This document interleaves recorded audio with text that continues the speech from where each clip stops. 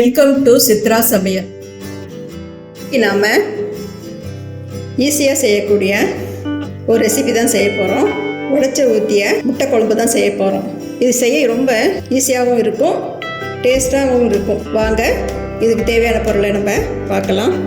சோம்பு 1/4 ஸ்பூன், சீரகம் 1/4 ஸ்பூன், மிளகு ஒரு 10, தனி மிளகாத்தூள் 2 ஸ்பூன், இஞ்சி பூண்டு விழுது 1 ஸ்பூன், கொத்தமல்லி தூள் 3 ஸ்பூன், கருவேப்பிலை கொத்தமல்லி 1 கொத்து, சின்ன வெங்காயம் ஒரு 5, பூண்டு ஒரு 7, சோம்பு தேங்காய் மிக்சியில் போட்டு நைஸாக அரைச்சி எடுத்துருக்கோம். தக்காளி பெரிய சைஸ் தக்காளி, அதுவும் நம்ம மிக்சியில் போட்டு அரைச்சி வச்சுருக்குறோம். பெரிய வெங்காயம் 2 பொடியாக கட் பண்ணி வச்சுருக்குறோம். இப்போ நம்ம பூண்டும் வெங்காயமும் பல்ஸில் போட்டு அடித்து எடுத்துகிட்டு வரலாம். மிக்சியில் பல்ஸில் போட்டு அடித்து ஒரு பவுலில் மாற்றி எடுத்துருக்குறோம். இப்போ நம்ம முட்டை குழம்பு செய்ய ஆரம்பிக்கலாம். அடுப்பில் ஒரு அடிகனமான அடை சட்டியை வச்சுக்கிறோம். கேஸ் ஆன் பண்ணிக்கிறோம். இப்போ நம்ம எண்ணெய் ஒரு 4 ஸ்பூன் விட்டுக்கலாம்.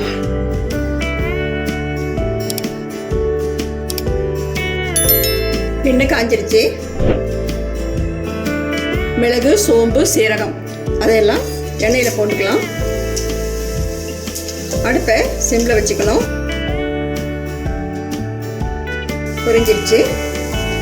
இது கூட பல்ஸில் போட்டு வச்சுக்கல வெங்காயம் பூண்டு அதை போட்டுக்கலாம்.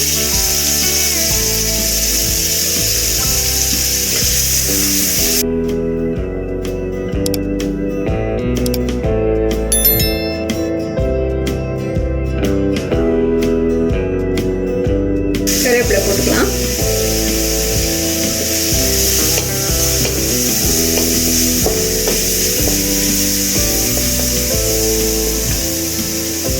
கூட பெரிய வெங்காயம் கட் பண்ணி வச்சுருக்கோம்ல அதை போட்டுக்கலாம்.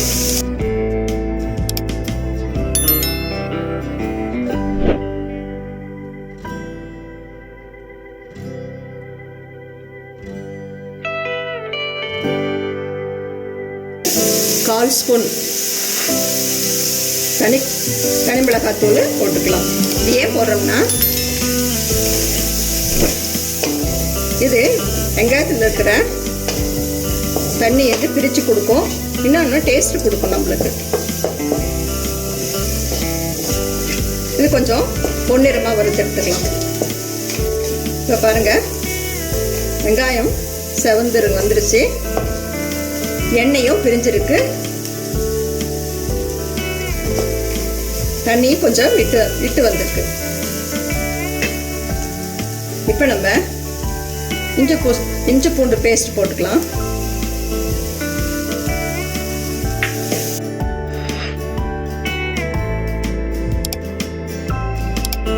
பச்சை வாசனை போகட்டும்.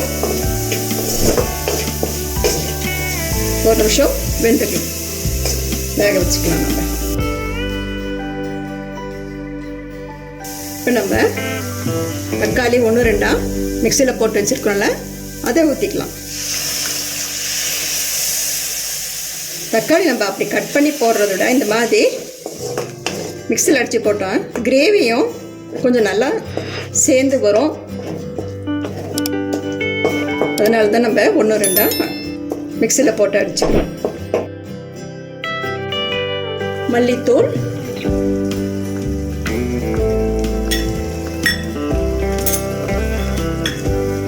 மீதி இருக்கிற மிளகாத்தூள்,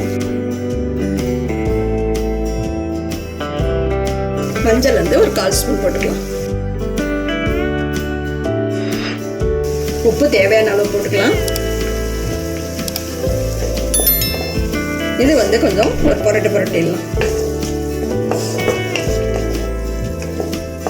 புரட்டிட்டு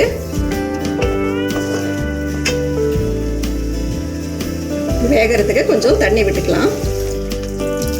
மசாலாலாம் வெந்து பச்சை வாசனை போகணும்ல, இது கொஞ்சம் தண்ணி விட்டுக்கலாம்.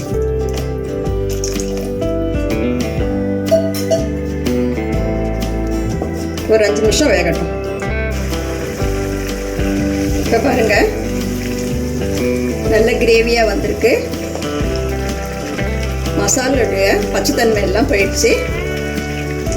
இப்போ இந்த டயத்தில் கூட நீங்கள் முட்டையை வந்து அடித்து ஊற்றிக்கலாம். நான் தேங்காவும் சோம்பும் மிக்சியில் அடித்து ஊற்ற போகிறேன். அடித்து வச்சுருக்குறோமில்ல, அதை தான் ஊற்ற போகிறேன்.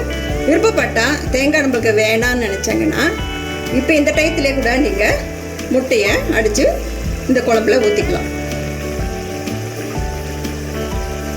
இப்போ சோம்பு தேங்காய் அரைச்சிருக்கிறோம்ல, அதை ஊற்றிக்கலாம். பச்சை வாசனை போகணும், தேங்காயும் சோம்புடைய பச்சை வாசனைலாம் போகணும்.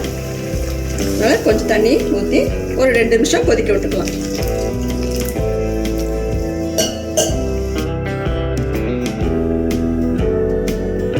இப்போ பாருங்கள், தேங்காய் சோம்பு அரைச்சி ஊற்றினோம்ல, அதனுடைய பச்சை வாசனை எல்லாம் போயிடுச்சு.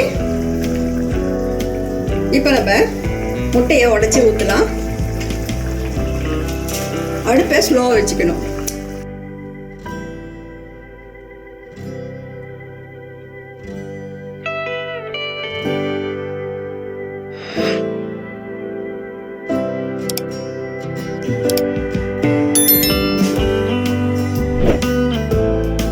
இந்த மஞ்சக்கரு கலையாமல் இருக்கணும். தள்ளி தள்ளி ஊற்றிக்கணும்.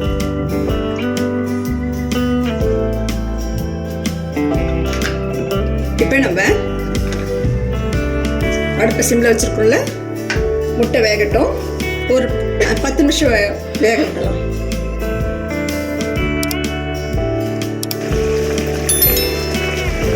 முட்டையை வெந்து வந்துடுச்சு.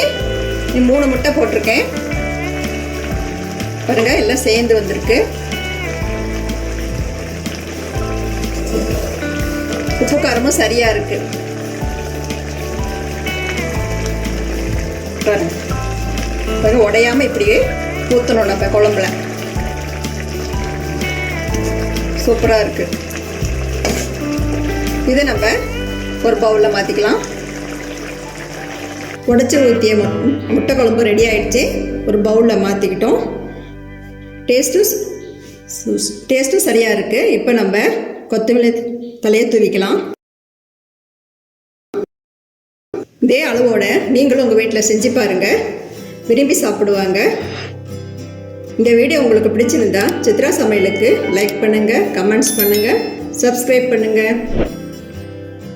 உடனே மறந்து மிக்க நன்றி. இந்த வீடியோ உங்களுக்கு பிடிச்சிருந்தா சித்ரா சமையலுக்கு லைக் பண்ணுங்க, ஷேர் பண்ணுங்க, சப்ஸ்கிரைப் பண்ணுங்க. உங்களுடைய கருத்துக்களை கமெண்ட் செக்ஷன்ல பதிவு பண்ணுங்க. எனவே